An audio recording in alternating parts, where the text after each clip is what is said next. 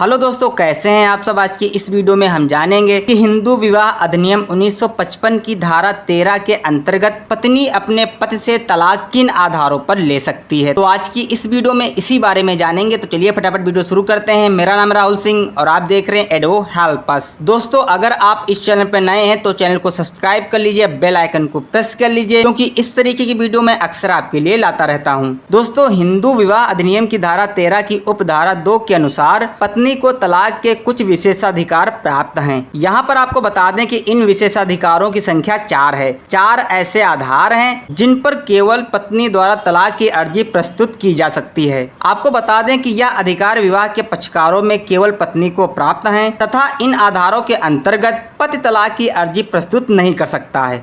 तो आइए जानते हैं फटाफट वो आधार। पहला, पति द्वारा एक से अधिक पत्नियां रखना। आपको बता दें कि वर्तमान हिंदू विवाह अधिनियम एक पत्नी के सिद्धांत पर अधिनियमित किया गया है। यह अधिनियम बहुपत्नी की प्रथा का समर्थन नहीं करता है। इस उद्देश्य की पूर्ति हेतु हिंदू विवाह अधिनियम 1955 की धारा 13 की उपधारा 2 के खंड 1 के अंतर्गत कोई भी हिंदू पत्नी इस अधिनियम के अंतर्गत अनुष्ठापित किए गए किसी मान्य विवाह में अपने पति द्वारा एक से अधिक पत्नियां रखने पर तलाक की अर्जी पारिवारिक न्यायालय के समक्ष प्रस्तुत कर सकती है। इस प्रावधान की शर्त यह है कि जिस समय पत्नी तलाक की अर्जी प्रस्तुत कर रही है उस समय पति द्वारा की गई दूसरी पत्नी जीवित होना चाहिए। एक पत्नी के रहते हुए यदि पति दूसरी महिला से भी विवाह रचा लेता है तो ऐसी परिस्थिति में इस विवाह अधिनियम के अंतर्गत मान्य विवाह के अनुसार पत्नी तलाक की अर्जी प्रस्तुत कर सकती है। नंबर 2, उपधारा 2 खंड 2, बलात्कार, गुदामैथुन और पशुगमन।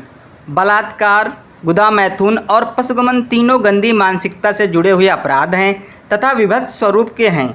बलात्कार का अपराध दिनों दिन बढ़ रहा है। शेष 2 कारण गुदामैथुन और पशुगमन अर्थात पशुओं के साथ सेक्स करना है। यह समाज के बहुत घृणित और गंदे अपराध हैं। हिंदू विवाह अधिनियम के अंतर्गत हिंदू विवाह एक पवित्र संस्कार है तथा पत्नी अर्धांगिनी होती है। विधि किसी भी पत्नी को किसी इस प्रकार से घृणित कार्य करने वाले व्यक्ति के साथ साहचर्य का पालन करने के लिए बाधित नहीं कर सकती। इस विचार को ध्यान में रखते हुए हिंदू विवाह अधिनियम 1955 की धारा 13 की उपधारा 2 के खंड 2 के अनुसार जानवरों के साथ सेक्स करने वाले व्यक्ति और गुदा में सेक्स करने वाले व्यक्ति के विरुद्ध पत्नी को पारिवारिक न्यायालय के समक्ष तलाक की अर्जी प्रस्तुत किए जाने का अधिकार दिया गया है। यहाँ पर आपको बता दें कि प्राकृतिक मैथुन को हिंदू विवाह के अधीन मान्यता नहीं दी गई है। यहाँ पर एक बात का ध्यान दीजिएगा कि एक प्रकरण में पत्नी का यह कथन था कि पति उसके साथ अप्राकृतिक मैथुन करता है। पति ने अपनी सफाई में अप्राकृतिक मैथुन को स्वीकार किया था, लेकिन इस प्रकार के मैथुन को पत्नी की सहमति से करना बताया था। सहमति स्वेच्छा प्रमाणित नहीं की जा सकी। यह अभिनिर्धारित किया गया कि पति अप्राकृतिक मैथुन का दोषी है, अतः पत्नी इस आधार पर विवाह विच्छेद की डिक्री प्राप्त करने की अधिकारी है। नंबर 3, भरण पोषण की डिक्री पारित होने के बाद सहवास नहीं होना। यहाँ पर आपको बता दें कि हिंदू विवाह अधिनियम के अंतर्गत विवाह का यह उद्देश्य है कि विवाह के उपरांत विवाह के पक्षकार एक दूसरे को साहचर्य उपलब्ध करें तथा साथ साथ रहकर परिवार रूपी गाड़ी को चलाएं। परंतु कभी कभी पक्षकारों के आपसी मतभेद के परिणाम स्वरूप यह स्थिति उत्पन्न होती है कि विवाह के पक्षकार एक दूसरे से अलग रहने लग जाते हैं। दंड प्रक्रिया संहिता की धारा 125 के अधीन पत्नी को अपने पति से भरण पोषण प्राप्त करने का अधिकार है तथा न्यायालय उसे अलग निवास के लिए भी डिक्री पारित कर देता है। यदि किसी न्यायालय द्वारा किसी पत्नी के संबंध में भरण पोषण की ऐसी डिक्री पारित की गई है जिसमें वह अलग निवास भी कर रही है, ऐसी डिक्री पारित होने के पश्चात यदि 1 वर्ष तक विवाह के पक्षकारों पति और पत्नी में कोई सहवास नहीं हुआ है तो पत्नी पारिवारिक न्यायालय के समक्ष तलाक की अर्जी प्रस्तुत कर सकती है। पत्नी के अलग रहने के तथ्य के बावजूद भी न्यायालय द्वारा भरण पोषण की राशि निर्धारित की जाती है।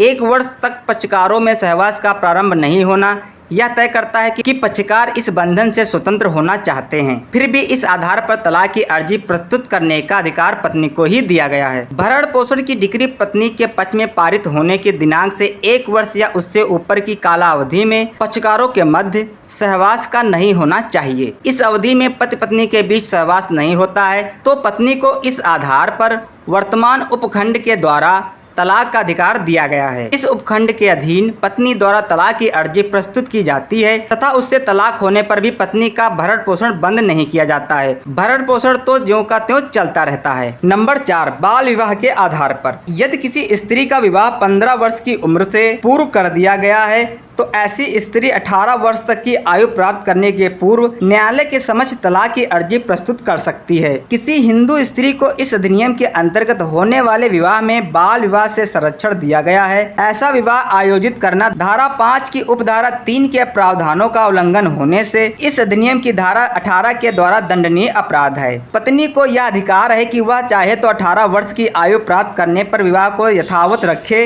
यह धारा 13 के उपखंड 2(4) के प्रावधानों के अधीन याचिका प्रस्तुत की जाती है। आपको बता दें कि सावित्री बनाम सीताराम AIR 1986 MP 2008 में यह कहा गया है कि विवाह के समय की आयु स्कूल के सर्टिफिकेट के अभाव में अन्य प्रकार से भी प्रमाणित की जा सकती है। हालांकि बाल विवाह प्रतिषेध अधिनियम 1978 के बाद हिंदू विवाह अधिनियम 1955 के अधीन इस खंड का अधिक विशेष महत्व नहीं रह गया है, क्योंकि विवाह की एक आयु निर्धारित की गई है। विवाह के समय वर की आयु 21 वर्ष और वधू की आयु 18 वर्ष कर दी गई है। यथार्थ में यह सिद्धांत मुस्लिम विधि के ख्यार उल बुलूग के सिद्धांत पर आधारित है। सो दोस्तों, आई होप आप समझ गए होंगे कि एक पत्नी अपने पति से किन आधारों पर तलाक ले सकती है। तो मिलते हैं नेक्स्ट वीडियो में, तब तक के लिए जय हिंद, जय भारत।